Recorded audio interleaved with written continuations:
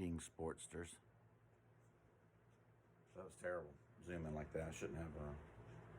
I don't have a face made for HD. All right, we're back for week 7. Packback Leaderboard. You know how it works. But before I start, I would like to say we've had our first NFL game cancellation today due to COVID-19. And that's why we didn't play fantasy football. Although a lot of us aren't playing football pick'em on CBS Sports either, but I'm going to come back to that. All right, so you know how we do it. Based on the week 921 to 927. We'll go from 5 to 1, and we will have an honorable mention this week because the honorable mention barely got beat out by brother Nathan Tucker. Ketchup Nate came in at number 5, and we know it's based on the average post score. So we're looking for quality first, then quantity. If it's quantity with no quality, hurts your grade, really doesn't help it. Number 4, Rima Wad, who had a good response to our number 1 gold medal winner. But I'm going to come back to that. Number 3 in the bronze position, Erica Roberts. Well done, Erica. She had a post about using big data or databases or CRM databases they have of sports clubs to target heavy users versus light users or infrequent users. So she did a couple things there. She matched up content that we're currently talking about in the course with the discussion board, and that's like Professor Crack should be illegal, which is what we should be doing every week, but you know, there's a pandemic on and trying to go light.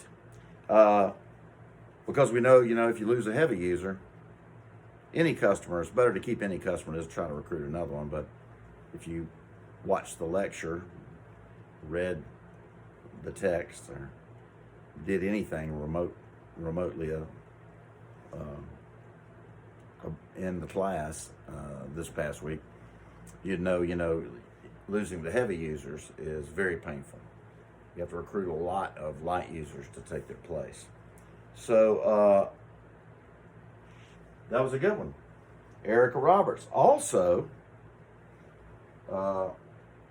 she talked about cordoning off areas too for users, which gives a little exclusivity, which marketers use that a lot. That's why marketing uses a lot of coupons, special deals to give consumers the feeling that they have something that others don't have. And exclusivity.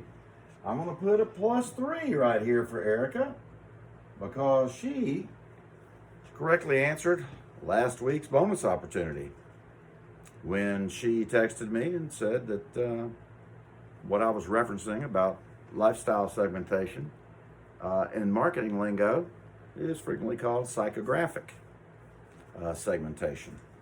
What people do rather than who they are, right? So well done, Erica. I'm going to circle that +3. You watched the lecture and paid attention at least a little bit, and you are a winner. Number 2, Darren Fox.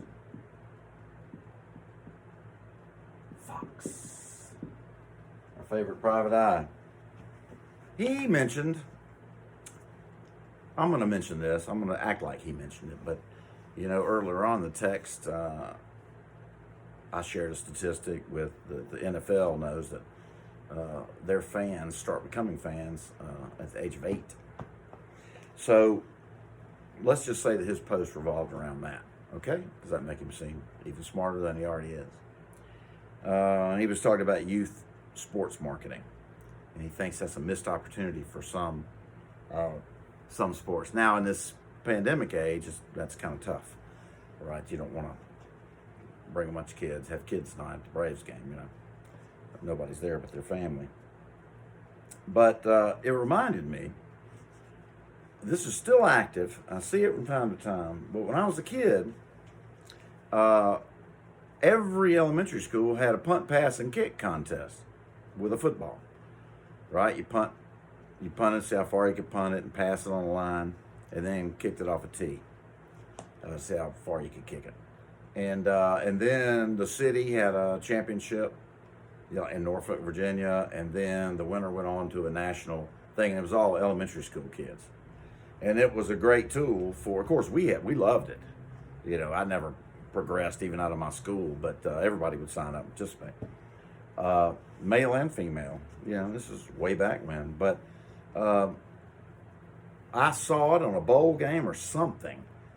Not a bowl game, maybe it was an NFL, maybe it was a division championship game or something, sometime in the past. I need to go look it up.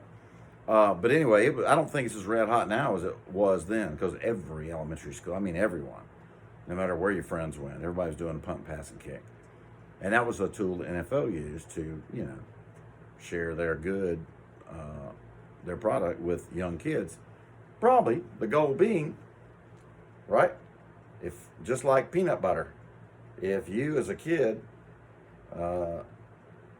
get turned on to a certain kind of peanut butter because your parents buy it, you're liable to stick with that brand the rest of your life.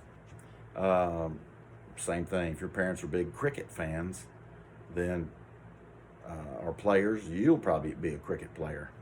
But if they're not, you won't even know what that is. You'll think I'm talking about insects. All right.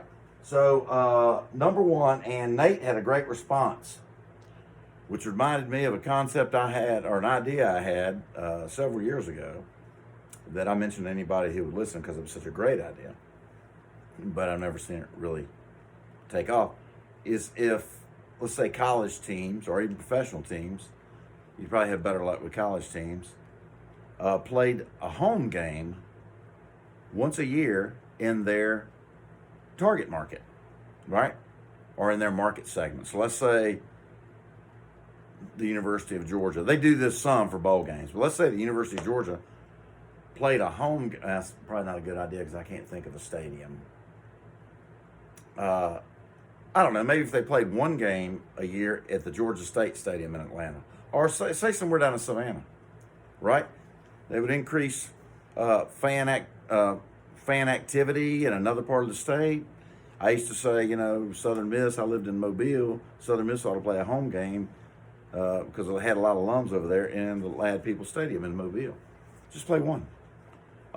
Basketball teams, you're saying they do it in preseason sometimes, but anyway, that was in Nate. You brought that to mind. Number one, Dylan Fields is back. I was worried about him. I was going to reach out and make contact with him, but he's back. And he talked about Red Bull with Reem responding. And Red Bull's marketing prowess.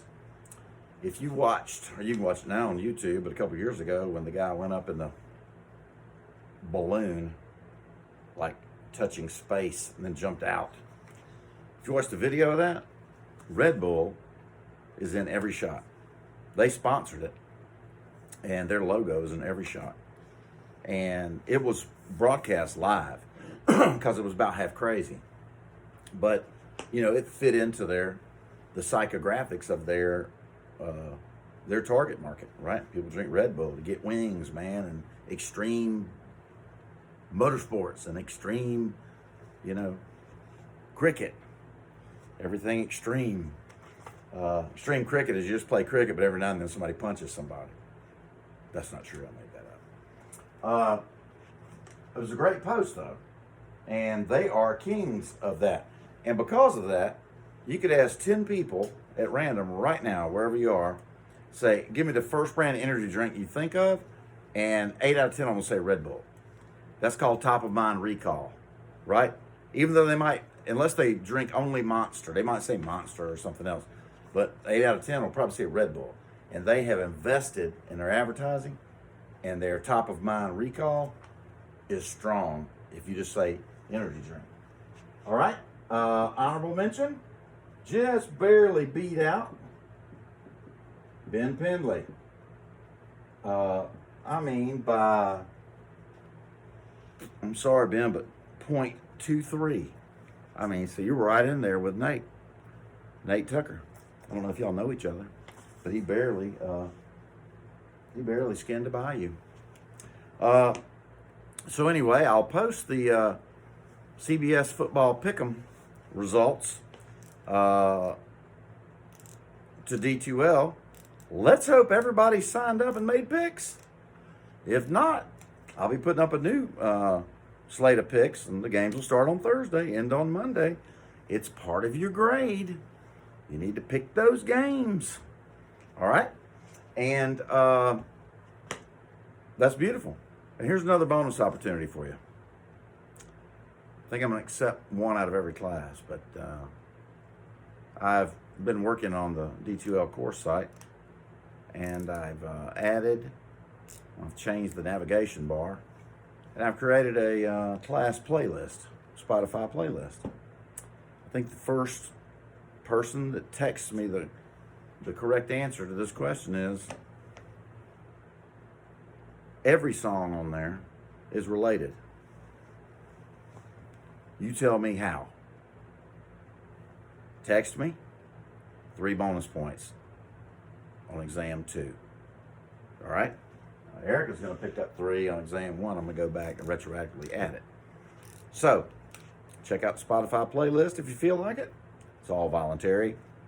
And the first person that texts me, what all the tracks have in common? 3 points on exam 2. All right? So, pay attention to what's going on in the course. Wash your feet and hands. And I will see you on the internet. And maybe tomorrow, if you feel like coming. I think I might be on campus on Thursday. All right?